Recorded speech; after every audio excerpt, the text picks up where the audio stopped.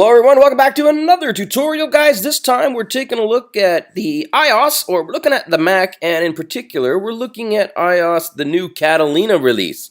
And in extra particular, we're going to show you how to do split screen. I don't have multiple personalities. I'm going to show you how to do split screen. Alright, Curtis, get it right. Alright, let's do this quick here, guys. The first step you want to do is you want to open up any old app. I've got Safari open, but this works on all apps.